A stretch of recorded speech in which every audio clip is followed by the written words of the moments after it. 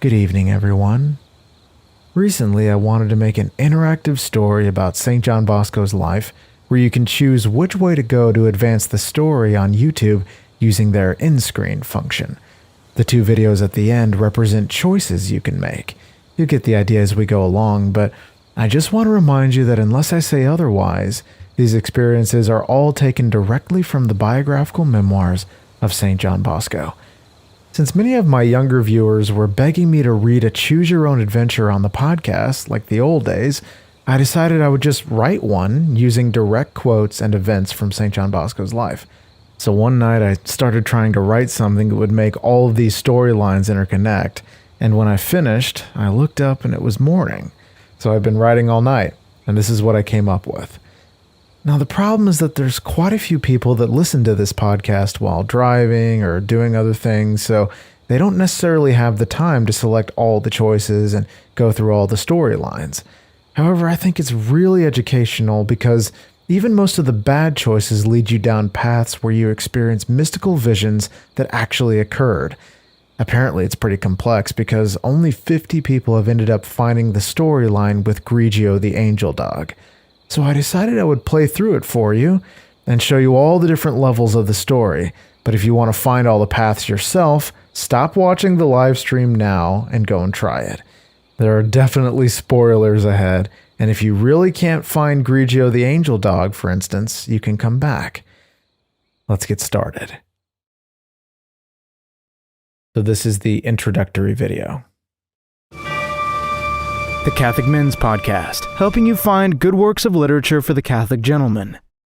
Don Bosco's warning, a choose-your-own-adventure. The mystical visions and direct quotes in this adventure are true. They really did occur in the life of a Catholic saint, and all these accounts were diligently recorded by his contemporaries. The only thing that's been changed is the sequence of these mystical visions and historical events. You can decide that sequence for yourself. Be careful, though, as the wrong decision may end in an untimely death, which of course never really happened to the saint, who died of natural causes, but these untimely ends had to be invented for the purposes of the game, which is the only element of fiction in all these adventures. The rest is true. The citations for the visions and incidents recounted are in the description below each video. Okay, we can begin. The year is 1868.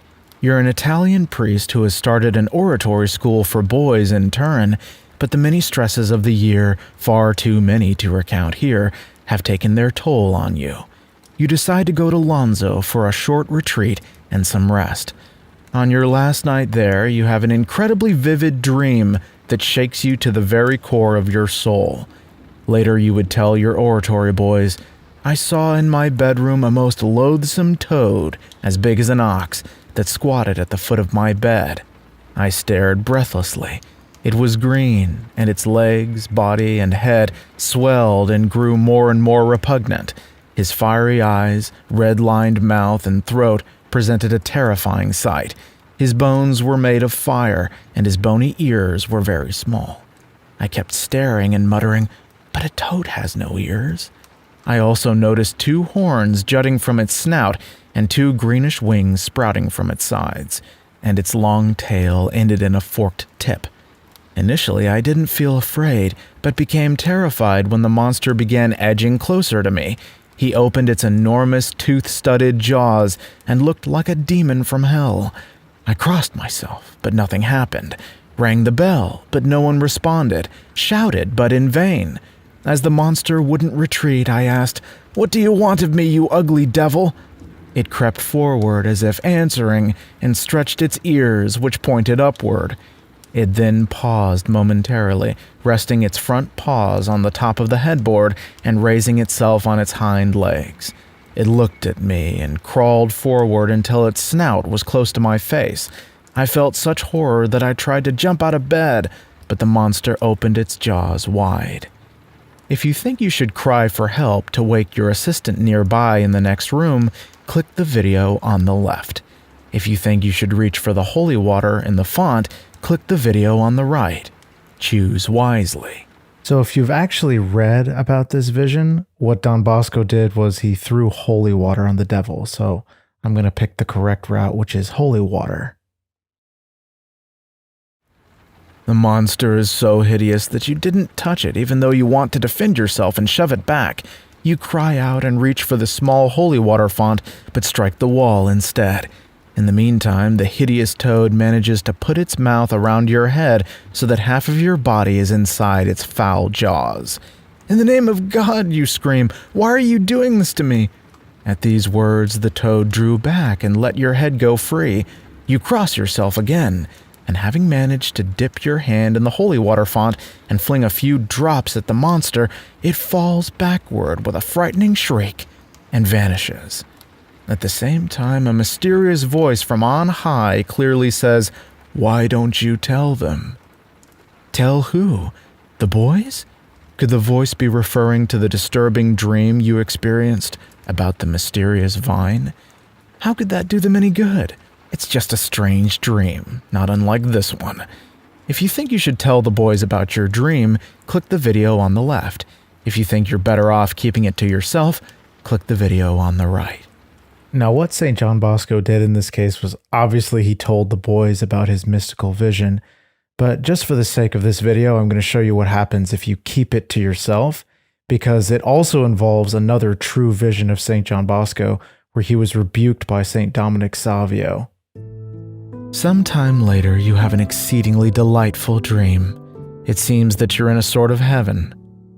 Scattered throughout entire gardens and spread over the entire plain, you can see countless buildings whose architecture, magnificence, harmony, grandeur, and size were so unique that one could say all the treasures of earth couldn't suffice to build a single one. One of your beloved pupils, who had passed away some 20 years ago, appears to relate some of the most prophetic messages you've ever heard. How wonderful he looked. His garments are altogether unique. The snow-white tunic which he wears down to his feet was studded with diamonds, and there were threads of gold running through it. "All the past is your responsibility," Dominic Savio says. "Have I made any blunders?" you ask. "As to the past," he answers, "I'll say that your congregation has already accomplished a great deal of good. Do you see that countless multitude of boys there?" "Yes, there's so many," I answer. "How happy they look." "Observe," he continues, "do you see what's written at the gateway of that garden?" "I do. It says Salesian Garden," you respond. "Well then," Savio goes on, "those who are there were all Salesians or Salesian pupils. They were saved by you or your priests and clerics, or they're those whom you directed on the path of their vocation. Count them if you can. Still, there would be 100 million times more if you only had greater faith and trust in the Lord." You sigh in dismay. You have no excuse for his reproach, but resolved within your heart, "I shall endeavor to have this faith and trust in the future. I will tell the boys of my mystical visions. It may help them. That's what God wants. They are indeed real." How many times have you foreseen wars or the deaths of oratory boys in your dreams, and it turned out to be 100% accurate? You have no other choice but to tell them about that awful dream on May 3rd. Maybe it'll shake them out of their stupor of sin. -1 point. Trust in God and tell the boys your dreams. Please click the video in the center of the screen to continue. St. Dominic Savio's rebuke of St. John Bosco is real. That's all a direct quote. Now, applying it to this case, that's something I had to add in for the story. That didn't really happen, but the rebuke is real, and his resolution to have more trust in God is real as well, which is fascinating. So I'm going to select Tell Them Your Dream. It's the only choice. That Sunday night, you tell the boys what followed the appearance of the toad. You explained what happened when you finally fell asleep.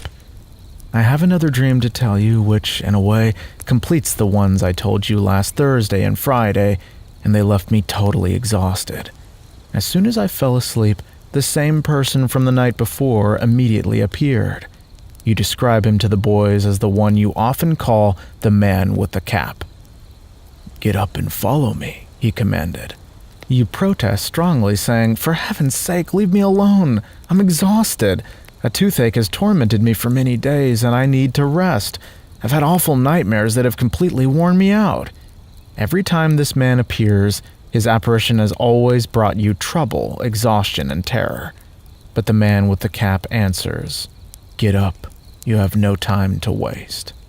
To obey the man with the cap and follow him, click the video on the left. To refuse and remain where you are, click the video on the right. I just wanted to say that all these beautiful backgrounds were made for me by this very talented visual effects artist that I know, so thank you so much for doing that. Now, what St. John Bosco did in real life was that he followed the man with the cap, so that's the correct option. And I'm going to circle back to what happens if you don't follow him. It sends you on this penitential journey, so to speak, to South America, which is another real vision, but in this case, St. John Bosco actually followed the man with the cap. You get up and follow him, asking, "Where are you taking me?" "Come and you'll see." You set out on a beautiful, wide, and neatly paved road. You're really gliding and hardly using your feet, carried along a road that slopes so gently that the fall feels effortless. Along the road you see crowds of people, and among them boys you recognize from the oratory. From time to time, one or the other would drop to the ground and be dragged by an unseen force toward a frightening distant slope. You carefully check many traps and find that each bears a title: pride, disobedience, envy, sixth commandment, theft, gluttony, sloth, anger, and so on. The cave's walls, ceiling, floor, iron, stones, wood, and coal are glowing white at temperatures of thousands of degrees. As you stand stunned, looking all around, a boy dashes out of a gate, screaming at the top of his lungs as if falling into a lake of liquid bronze. He plunges into the center of the cave and immediately becomes incandescent and motionless as his dying wail echoes in the distance. Struck with terror, you stare at him for a moment. He seems to be one of your oratory boys. The man with the cap confirms this. Above one door, you read this inscription: "The Sixth Commandment." Your guide points to it, exclaiming, "Transgressions of this commandment have caused the eternal ruin of many youths. Always preach against immodesty. God's grace is needed to have a firm resolution, and it will not be denied to your boys if they pray." Later he asks, "Do you know the particular fault that led Adam and Eve to commit the first sin, and which led to their being driven away from the earthly paradise?" You respond, "Disobedience."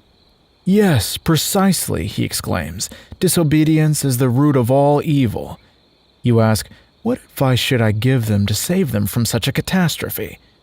"Keep insisting that they will be saved by obeying God, the church, their parents and superiors, even in small things." "Any other instructions?" "Warn them against idleness, which led David to sin, and to keep always busy to deny the devil any opportunity to tempt them." You bow your head and promise that you will do so. You're in so much distress that you can only say, "Thank you for being so charitable to me, and please help me get out of here." He says, "Come with me." As soon as you step across the last bronze portal, he turns to you and says, "Now that you've seen the torments that others suffer, you too must experience a bit of hell." "No, no," you cry, terrified. He insists, "Fear not, just touch this wall." You absolutely refuse, as any mere mortal would. When I was writing this, I thought there isn't anyone that would ever want to put their hand on the wall of hell, unless you're a psychopath. So I only had one option, which is no. So, nope. He keeps insisting and you keep refusing. You lack the courage to do it and try to flee, but he holds you back. He grips your arm firmly and pulls you toward the wall, commanding, "Touch it at least once so you can say you saw and touched the walls of eternal torments. That way you'll understand what the last wall must be like if the first wall is so unbearable. Do you see this wall?" You look carefully at it, which seems incredibly thick. He continues, "There are 1,000 walls between this one and the real hellfire. It is surrounded by 1,000 walls, each 1,000 measures thick and equally distant from the next. Each measure is 1,000 miles, so this wall stands millions of miles from hell's real fire. It is but a remote suburb of hell proper. You instinctively pull back as he says this, but he seizes your hand, opens it, and presses it against the stone of that first of 1,000 walls. You feel such a burning pain that you jump back with a loud scream. Later, in real life, the skin of your palm peels off from the burn. If you'd like to awaken from this terrible dream, click the video on the left. If you'd like to have another vision far more pleasant than this one, click the video on the right. So that was a shortened version of Don Bosco's vision of hell, and it's well worth reading the whole thing. He really was forced to put his hand on the wall of hell. It was awful. Now I think we'll probably circle back to the pleasant dream option, and for now I'm just going to hit cry for help or wake up, which, as you recall, that was the second option you had in the very first video. In reality, when Don Bosco woke up from the hell dream, there was nobody there to hear his screams or anything, but I wanted the quote to be authentic. So this is another experience that he had where he woke up screaming, and at that point he had an assistant named Violetti, which doesn't really fit chronologically, but it is still a real quote from Don Bosco. So that's what we're going to select. The cleric Violetti was abruptly awakened by piercing screams coming from your room. He leaps out of bed immediately and listens. In a voice choked by sobs, he hears you calling, "Oh, help, help." Violetti enters your room at once and asks, "Are you sick, Don Bosco?" "Oh, Violetti," you say as you wake up. "No, I'm not sick, but I was unable to breathe, you know? That's enough now. Go back to bed and sleep well." What a frightening dream. The next day, you're told that some Waldensian representatives have come to discuss something with you. They must be upset about your work to stem the rising tide of heretical publications with a series of popular booklets entitled Lecture Catholicae, Catholic Readings. You were right. These two ruffians are here to force you to stop publishing Lecture Catholicae. They offer you more than 4,000 lire as a bribe and say there's more where that came from if you will only publish books they commission. "Gentlemen," you respond, "I get your message clearly. But let me tell you quite frankly that when truth is at stake, I fear no one. I became a priest to serve my church and save souls, particularly the souls of the young. I started Lecture Catholicae for this very reason, and I intend to continue this publication and do everything in my power to enhance its popularity." At this point, one of them says, "You're making a terrible mistake." "Yes, a terrible mistake," the minister repeats. "Your refusal is an insult. Aren't you afraid of what could happen to you? When you leave this room, can you count on returning?" You reply, "As long as we live, we priests are happy to work for God. If we should die while carrying out our duties, we would regard such a death as our greatest fortune and glory. Spare yourselves the trouble of threatening me. Don't make yourselves look ridiculous." You have them hustled out of the room by one of your huskier oratory boys. Sometime later, as you're teaching your pupils, you notice some movement over the wall out the window. To go over and check it out, click the video on the right. To keep talking because their school lesson is more important, click the video on the left. So this is what happens if you check it out. You step away from the front of the room and move toward the window. At that moment, a shot rings out. A bullet is fired from behind the wall by a man hidden from view. He is hoisted on the shoulders of an accomplice, armed with a musket and waiting for you to approach the window. The shot is aimed at your heart. It doesn't miss. You do not survive this decision. -1 point. I'm not sure if Don Bosco actually noticed movement outside the window. It just seemed like a very good place to put in a decision, but there really was someone trying to snipe him from over the wall.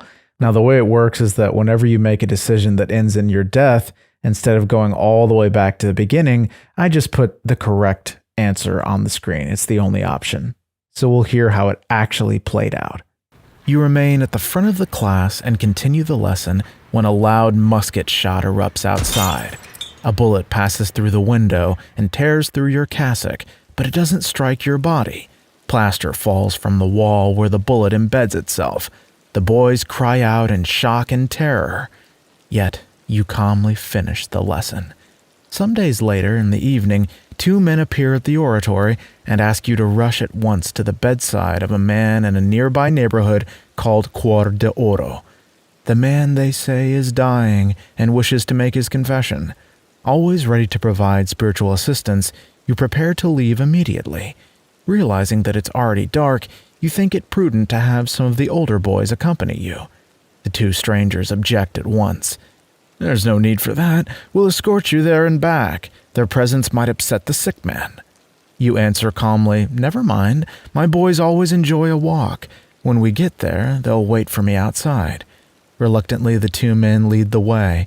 When you arrive at the house, they usher you into a room on the main floor and tell you, "Please wait here a moment while we tell the patient you're here." Inside, several men are gathered around a table as if they've just finished supper. They invite you to sit with them and offer you chestnuts. You decline the chestnuts. Then they press you again. "You won't refuse at least a glass of our wine? It's one of the best, from Asti." "No, thank you. I never drink except at meals. It upsets my stomach." "Oh, come now. A little sip won't hurt you. You could at least drink to our health."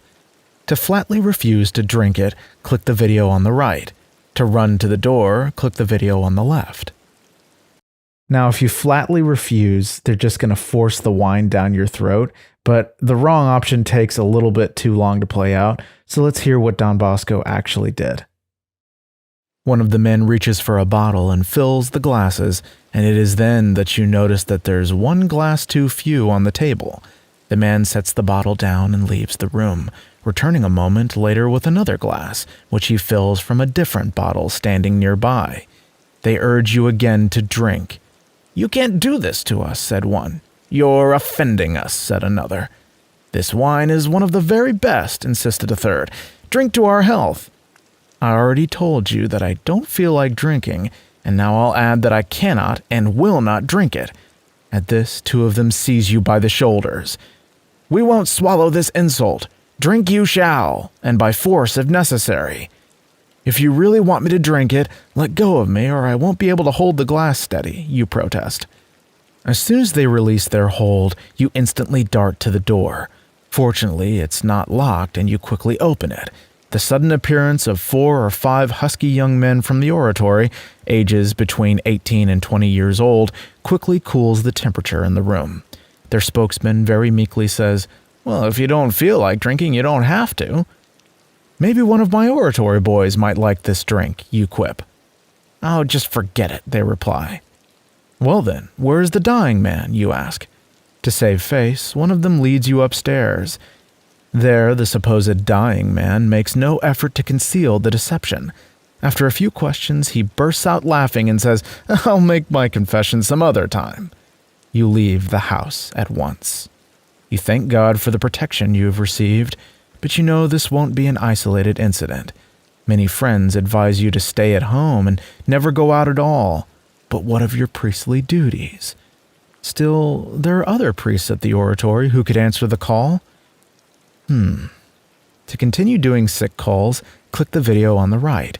To let your other Salesian priests follow through, click the video on the left.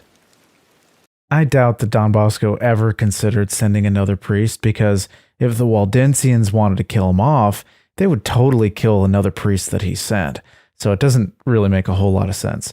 If you select leave it to the other priests, you just go back to that whole scene where you're in heaven and St. Dominic Salvio rebukes you, and it ends up being the same conclusion, which is continue doing sick calls. So that's what I'm going to select. It's a quiet Sunday evening when you're summoned to hear the confession of a woman who is said to be deathly sick. She lives almost opposite the refugio in a house owned by a man named Sardi. In view of your previous experiences, you prudently summon 2 husky and courageous young men from the oratory to accompany you. "There's no need to bring them along," says the man who has called you. "I'll escort you both ways." At these words, you become all the more suspicious. Instead of taking 2 boys, you take 4. 2 of them, Hyacinth Arnaud and James Charuti, are so muscular and strong that they could have felled an ox. The other 2 are Ribaldi and Joseph Buzzetti. When you reach the house, you tell Rabaldi and Buzzetti to wait at the foot of the stairs. You take Arnaud and Charuti with you to the second floor and instruct them to wait on the landing outside the sick woman's room. When you enter, you see a bedridden woman gasping for breath and 4 men sitting close to her. She plays her role so well that it looks as though she is truly about to draw her last breath. But you still have the priestly responsibility to hear her confession, although she may just be an actress. As you ask the 4 men to leave the room to give the patient some privacy, the woman suddenly interrupts you, shouting, "Before I make my confession, I want that villain over there to retract the slanderous things he said about me." She pointed to a man opposite her. "I won't retract a single word," he answers, standing up. "Let's not get excited," another breaks in. "Shut up, you scoundrel, or I'll choke you." This exchange, interwoven with several unprintable imprecations, creates a terrible din in that small room. All of them are now on their feet. In the midst of the uproar, the lamps are suddenly extinguished. The din ceases at once, and a veritable hailstorm of blows from clubs is directed at the spot where you're standing. You immediately realize that you've been tricked again. You reach for the chair near the bed, and at this point, you have a final decision. If you decide to beat the attackers over the head with the chair, click the video on the right. If you decide to shield yourself and run for the door, click the video on the left. Now, it's not as if Don Bosco was against fighting in self-defense, because there's one case where an assassin was chasing him and he elbowed him and scared the other ones away. But in this case, it's not what he did. He actually put the chair over his head and then he ran. But I'd like to play the attack option for you, even though it's the wrong choice, because the whole thing about his strength is actually all true. So here it is. Attack. You've always been exceptionally strong. Yes, ever since your earliest vision of our Lord and His Blessed Mother, these attackers shouldn't pose too much of a problem for you. It was at the age of 9 when Our Lady told you, "Be humble, steadfast, and strong." Ever since then, you grew in strength like that of Samson, although you never acknowledged it publicly. You could crack walnuts between your thumb and forefinger, lift many times your weight, and once wrestled a wild horse into submission with one hand. Yes, you could even... But what's this? Someone has placed a knife in the small of your back. They weren't only using clubs. You wish you would have thought of that, and then you wouldn't have been so quick to stand and fight in the pitch blackness with a bunch of assassins. As you slip into unconsciousness, they stab you repeatedly. -1 point. Please try again. So the only option is the correct option, which is what Don Bosco actually did. Shield and run. A veritable hailstorm of blows from clubs is directed at the spot where you're standing. You immediately realize that you've been tricked again. To defend yourself, you grab the chair near the bed, hold it upside down over your head, and protected by this improvised shield, try to get out of the room while the murderous blows crash down noisily upon the chair. When you reach the door, you find it locked. Using your extraordinary strength, you twist and tear the lock away with one hand, just as the 2 boys on guard outside ram into the door with their shoulders and fling it open. Arnaud is the first to enter. He grabs you by the arm and pulls you outside. You're grateful that both your head and shoulders are unharmed. However, one of the cudgels has grazed your left hand, injuring your thumb. Your hand is dripping with blood, much to the concern of the oratory boys. The nail has been ripped off completely, and the bone is so badly bruised that the scar will still be visible on your thumb even 30 years later. But even so, after being attacked by several men armed with cudgels, that's all they managed to do. You've already been shot at point-blank range, attacked with knives, assaulted with every manner of blunt instrument, and yet the worst your enemies can accomplish is an injured thumb. This is nothing less than the protection of God. Once you're safely outside, you urge the boys not to mention the incident to anyone, adding, "Let us forgive them and pray that they may see the light. Such poor wretches need our prayers, for they are enemies of religion." They don't succeed in killing you, and your work for the greater glory of God continues. Not only does your oratory school and order of Salesian priests flourish, but your writings against heresy continue, and you become one of the most prodigious writers in church history. Though, tragic as it is, it would seldom be talked about in the future. You live to experience many more adventures and receive countless visions and prophecies of the future from God. Deo gratias. You've won the game. Congratulations. But I bet you haven't tried out all the paths, and there's quite a few. If you're playing this game in a group and you're trying to figure out who won, whoever got the least amount of negative points is the winner. For those who don't know, all these mystical visions and hair-raising experiences were based on the biographical memoirs of St. John Bosco by Father Giovanni Battista Lemoyne.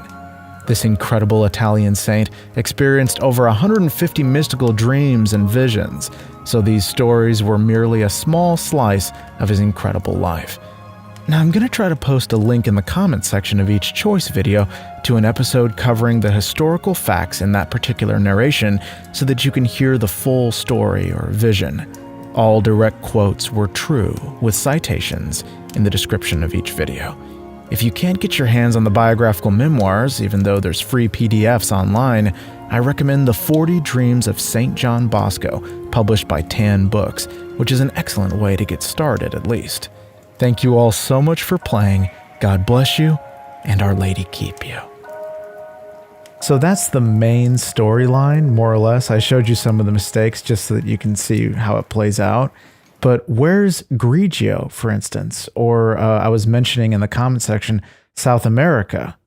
Well, if you go back to the choice before the Hell Dream where it says, would you like to follow the man with the cap?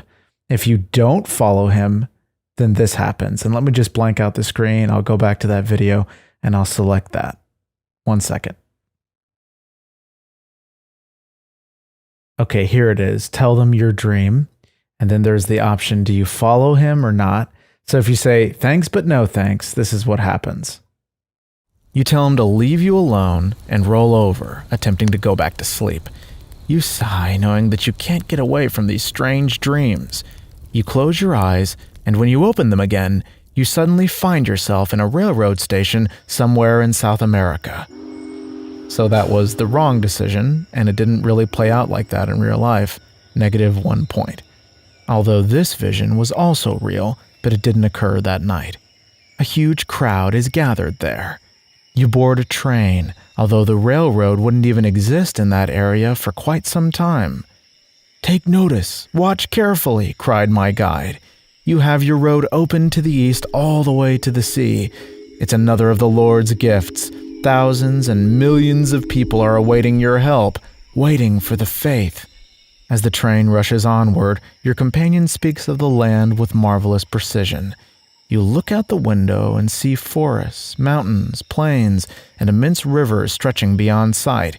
Your gaze is given an extraordinary power of vision, and curtains seem to lift, revealing vast distances and peoples unknown. How will we manage, you ask? How will we succeed in bringing all these people into the flock of Christ? How will you manage? Watch, he responds. Father Lago appears carrying a basket of small green figs. He offers them to you. Those figs aren't ready to eat. They're not ripe, you reply.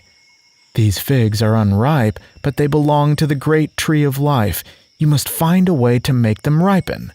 You protest that it was impossible. No? Watch.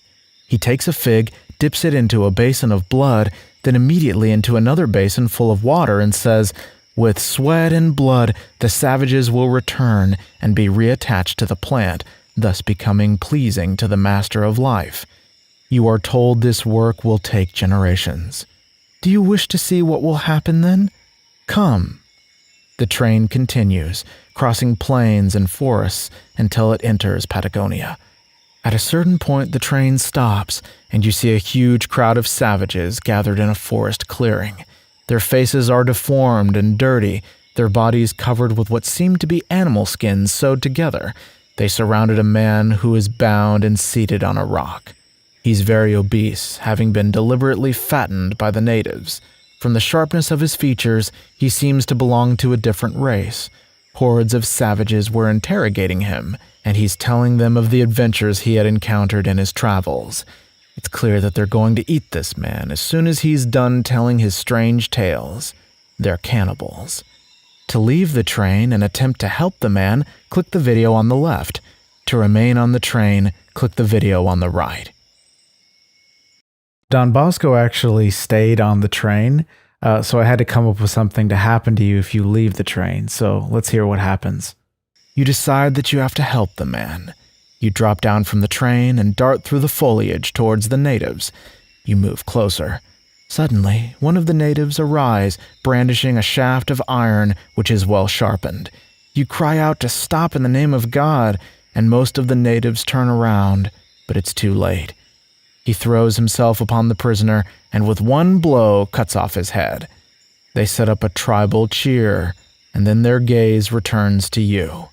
They start to grab their weapons. You see your mistake and run for your life back towards the train.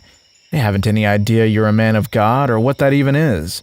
Behind you, feet pound the earth. Shouts rise. The forest closes in, and you stumble through undergrowth, over roots, past trees whose branches tear at your clothes. But you can't escape them. As they tie you up, you realize that this was the wrong choice. -1 point.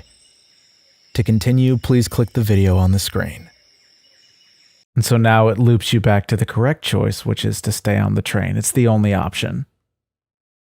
You understand that what you're witnessing isn't happening in that moment, but it's only a shadow of things yet to come.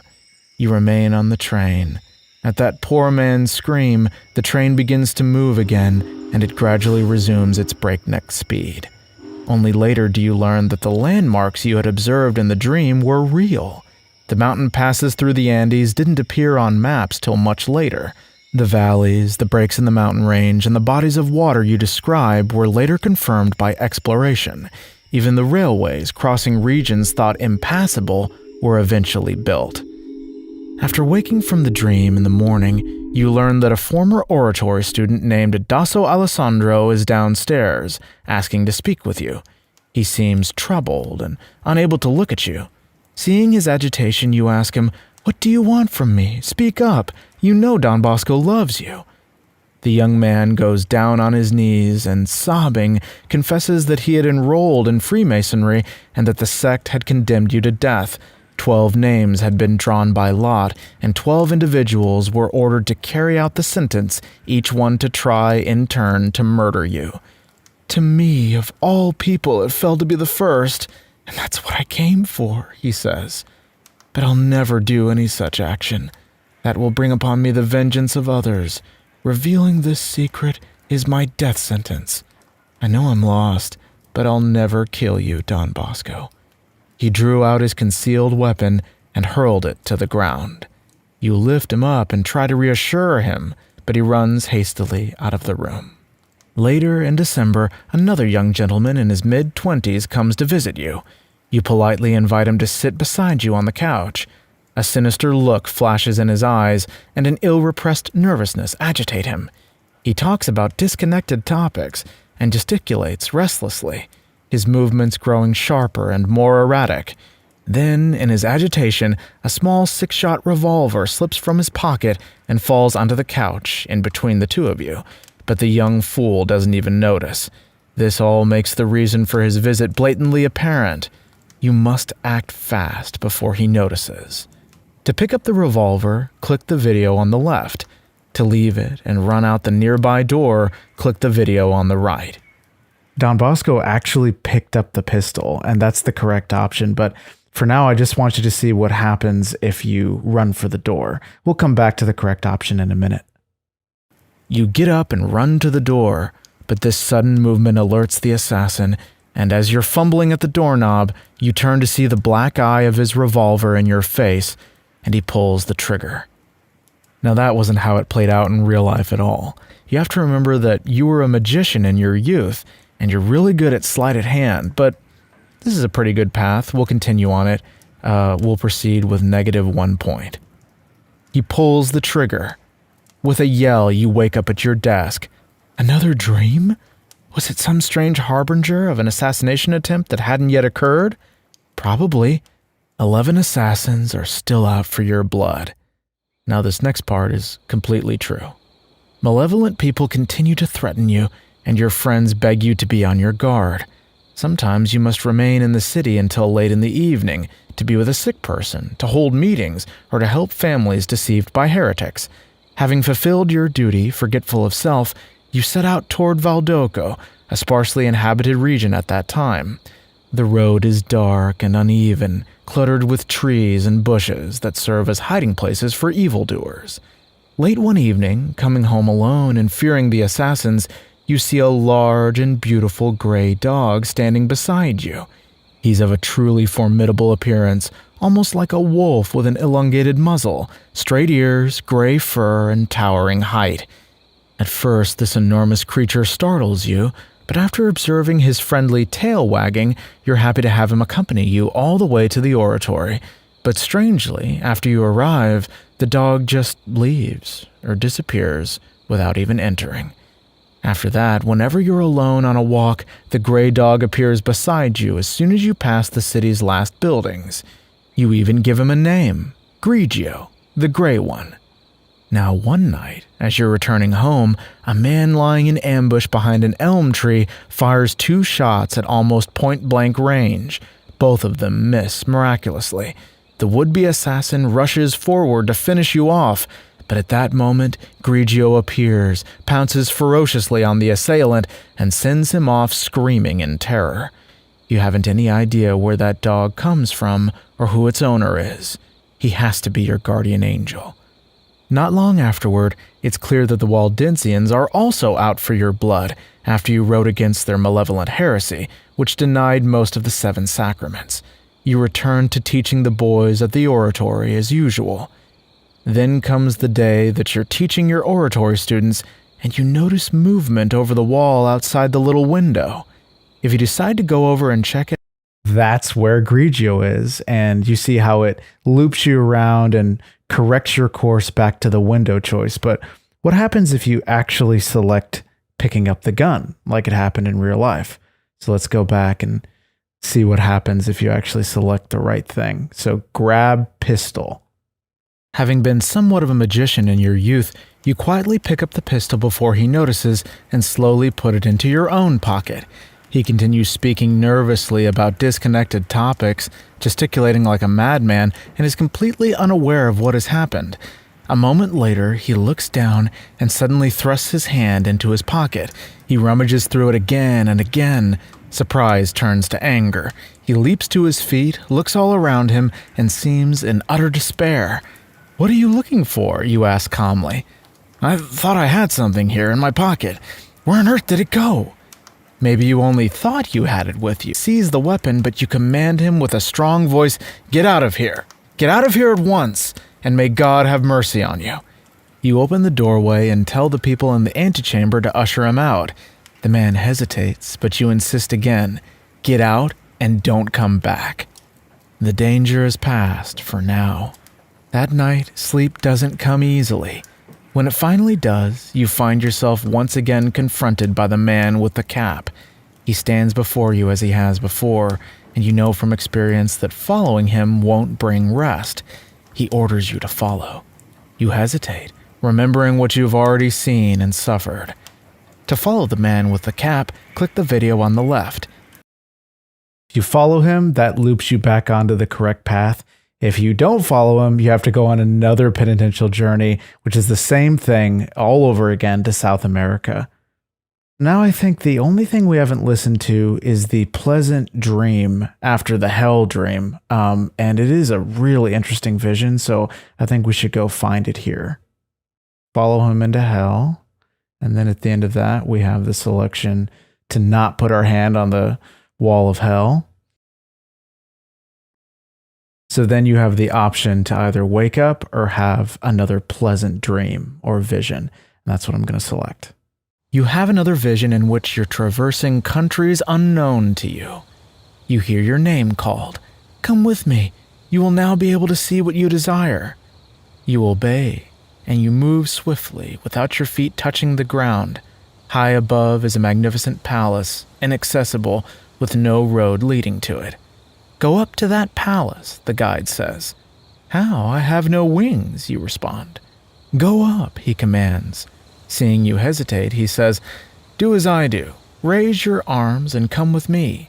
He lifts his hands toward heaven.